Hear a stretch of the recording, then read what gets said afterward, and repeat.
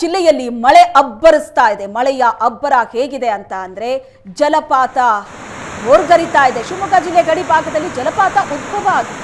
ಪ್ರವಾಸಿಗರನ್ನ ಕೈ ಬೀಸಿ ಕರೀತಾ ಇದೆ ನಿಪ್ಲಿ ಜಲಪಾತ. ಸಾಗರ ಹೊನ್ನಾವರ ಹೆದ್ದಾರಿ ಬಳಿ ಜಲ ವೈಭವವನ್ನ ನೋಡೋದಕ್ಕೆ ಅಂತ ಪ್ರವಾಸಿಗರು ಕೂಡ ಬರ್ತಾ ಇದ್ದಾರೆ. ಮಳೆಗಾಲದಲ್ಲಿ ಕಳೆಗಟ್ಟಿದ ಜಲಪಾತಗಳ ವೈಭವ ಇರುವಂತಹ ಜಲಪಾತಗಳು ಧುಮ್ಮಿಕ್ಕಿ ಹರಿತಾ ಇದೆ. ಎಷ್ಟೋ ಕಡೆ ಹೊಸ ಹೊಸ ಜಲಪಾತಗಳು ಸೃಷ್ಟಿಯಾಗುತ್ತೆ ಮಳೆಗಾಲದ ಸಂದರ್ಭದಲ್ಲಿ. ಯಾಕಂದ್ರೆ ನೀರು ಧುಮ್ಮಿಕ್ಕಿ ಹರಿತಾ ಇರುತ್ತೆ.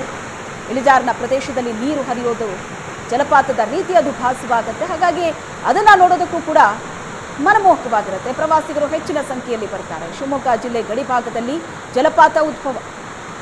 ಪ್ರವಾಸಿಗರನ್ನ ಜಲಪಾತಗಳು ಕೈ ಬೀಸಿ ಕರೀತಾ ಇದೆ. ಯಾವುದೇ ಮೂಲೆ ಮೂಲೆಯಲ್ಲಿ ಜಲಪಾತಗಳಿದ್ರೂ ಕೂಡ ಅಲ್ಲಿ ಪ್ರವಾಸಿಗರು ತಲುಪ್ತಾ ಇದ್ದಾರೆ ಆ ಜಲಪಾತದ ಸೊಬಗನ್ನ ಕಣ್ತುಂಬಿಸ್ಕೊಳ್ಳೋದಕ್ಕೆ ಅಂತ.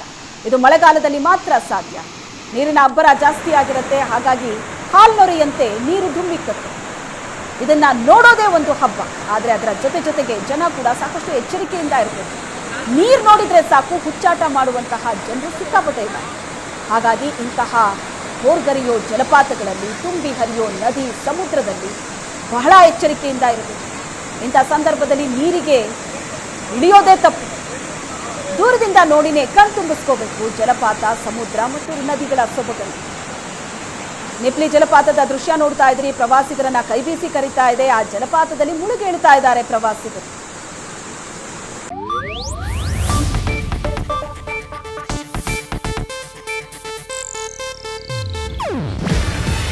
ಇದು ಏಷ್ಯಾನೆಟ್ ನ್ಯೂಸ್ ನೆಟ್ವರ್ಕ್ ಪ್ರಸ್ತುತಿ.